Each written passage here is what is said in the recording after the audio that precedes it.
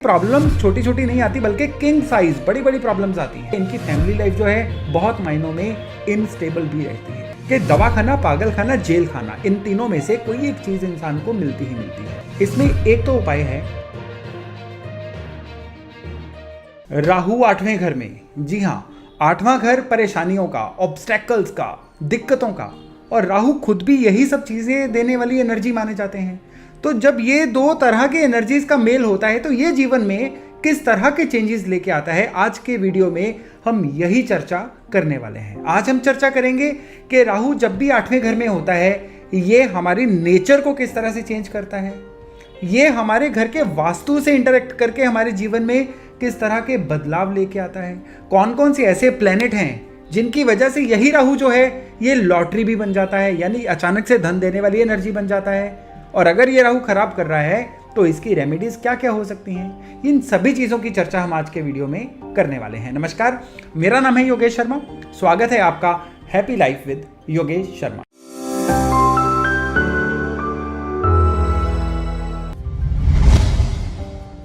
दोस्तों, आठवें घर में शनि और मंगल की एनर्जी होती है और ये घर जो है कुंडली के 12 घरों में सबसे ज्यादा ट्रबल देने वाला घर माना जाता है।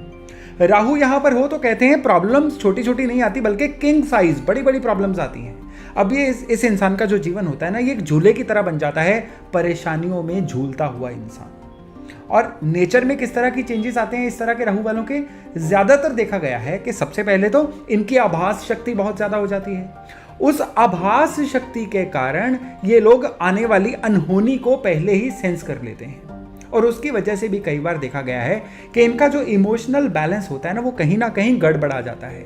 बहुत तौर पर देखा जाता है कि ये लोग एंजाइटी, स्ट्रेस या कई मायनों में डिप्रेशन जैसी चीजों का भी जल्दी शिकार हो जाते हैं।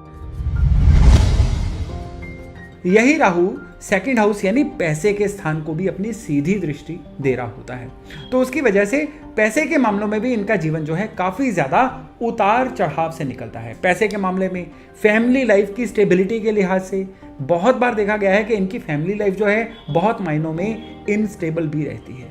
इनके पैरों में पहिया लगा रहता है, लगातार चलते फिरते रहते हैं। ये जीवन में एक ही जगह पर टिक कर बैठना इनको बहुत ही कम नसीब होता है। इनकी अगर नेचर की बात कर रहे हैं ना, तो राहु अष्टम वाले ज्यादातर जो हैं मैनिपुलेटिव वे से या कई बार डिसऑनेस्ट वे से भी पैसा कमाने में बहुत ज्यादा यकीन रखते हैं। यानी इनको सीधी जो हार्ड अर्न्ड मनी है वो अच्छी नहीं लगती, इनको हमेशा मैनिपुलेट करके या डिसऑनेस्ट मीन से पैसा कमाना ज्यादा अच्छा लगता है। लेकिन अगर ये डिसऑनेस्ट वे से, बेईमानी से पैसा कमाए तो कहा जाता है कि ये राहु अब इनका आने वाले समय में 8 गुना नुकसान करेगा। यानी जितना कमाया होता है उससे 8 गुना तक का नुकसान इन लोगों को उठाना पड़ता है। और ये राहु जब खराब हो जाए तो कहते हैं सर पे छत नसीब नहीं होती। हालांकि ये मेटाफोर है, इसका मतलब केवल हम इतना ही लगा सकते हैं कि इनकी जितनी भी जीवन की सुख सुविधाएं हैं ना या सिक्योरिटीज हैं, वो ये राहु जो है नष्ट कर देता है। इनके पास कोई भी फ्यूचर के लिए सिक्योरिटी नहीं बचती है। और अगर इस राहु के बारे में हम बात करें कि वास्तु से ये राहु जो है किस तरह से अच्छे या बुरे होते हैं, तो अगर ये लोग जहां पे रहते हैं वो घर साउथ फेसिंग हो या इनकी जो किचन है वो दक्षिण में हो, तब ये राहु बहुत खराबियां देने वाले बन जाते हैं। हालांकि अष्टम में राहु के लिए साउथ की किचन कोई बहुत बुरी किचन नहीं होती, लेकिन वो बुरी तब हो जाती है अगर वहां पे धुआं यानी स्मोकी वातावरण बन जाए।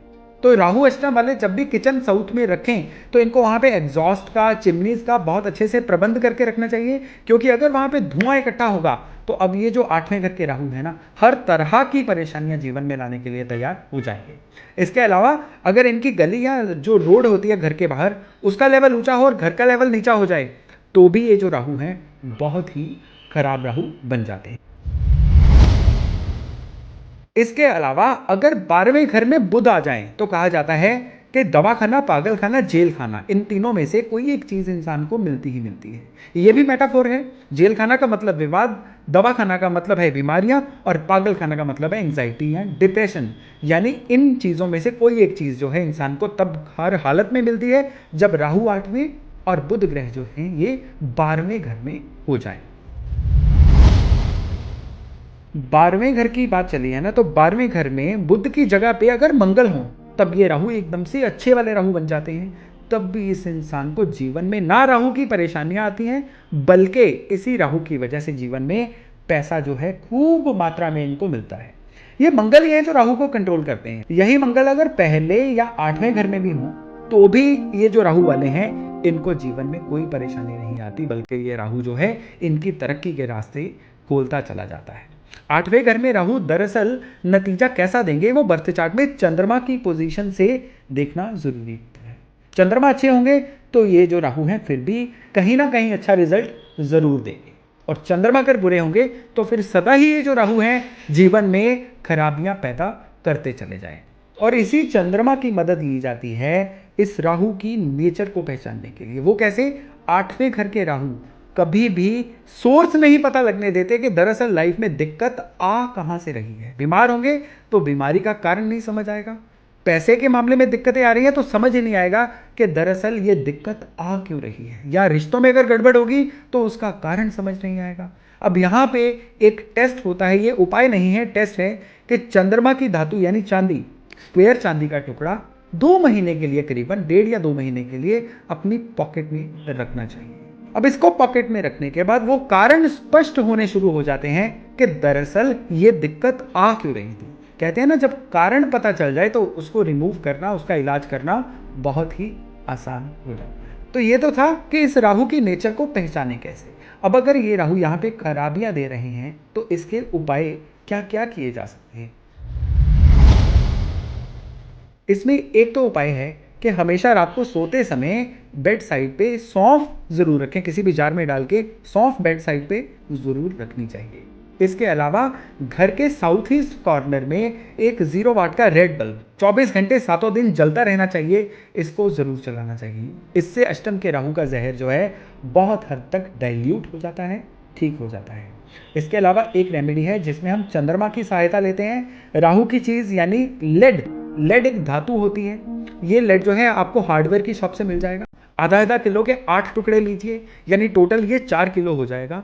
आधा किलो के लेड के 8 टुकड़े और 8 ही सूखे नारियल, वो सूखे नारियल जो हवन में काम आते हैं, इनको किसी भी दिन दरिया में, ये उपाय केवल नदी में ही करना है, इसको नहर में नहीं करना है। इनको दरिया में जल प्रवाह करके आएँ। और जिनके अष्टम राहु बहुत दिक्कत दे रहे हैं उनको चाहिए हर साल में एक बार ये उपाय रिपीट कर दें। ये राहु जो है अब बहुत अच्छे असर देने शुरू कर देगा। और उसके अलावा एक बहुत इंपॉर्टेंट रेमेडी ये तभी करनी चाहिए जब वर्षफल में भी राहु अष्टम में आ जाए, क्योंकि अष्टम में जन्म कुंडली में राहु है और यही राहु चलते चलते वर्षफल में भी जब अष्टम में आ जाएगा ना, तब ये ट्रबल्स जो हैं कई गुना बन जाएंगी। तब वो साल एक कह सकते हैं वर्स्ट साल रह सकता है खुशहाली के लिहाज से। तब करना क्या है, राहु का जो ट्रिगर पॉइंट होता है ना, वो होता है जन्मदिन से 8वां महीना जब शुरू होता है तब।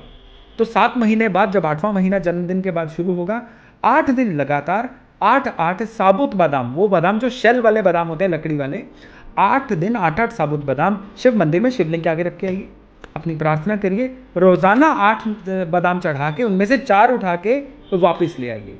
और 8 दिन इसको करते करते आपके पास 32 बादाम घर में जमा हो जाएंगे। इनको घर में सेफली कहीं पे भी रख लीजिए और पूरा 1 साल पूरा होते ही जब अगला जन्मदिन आएगा इनको जल प्रवाह कर दीजिए। ध्यान रखिए, इनको खाना नहीं है, इनको अगला जन्मदिन आते ही जल प्रवाह कर देना है। और बिलीव करिए ये राहु बिल्कुल भी आपको नुकसान नहीं दे पाएंगे। तो दोस्तों ये था राहु 8 का वर्णन कि किस तरह से ये जो राहु हैं हमारे जीवन में परेशानियां ला सकते हैं, और अगर परेशानियां आएंगी तो इनका इलाज क्या क्या किया जा सकता है। लेकिन इसके अलावा एक स्पेशल प्रिकॉशन कि यहाँ पे राहु हो तो इंसान को कभी भी सिर्फ छत चेंज नहीं करवानी चाहिए।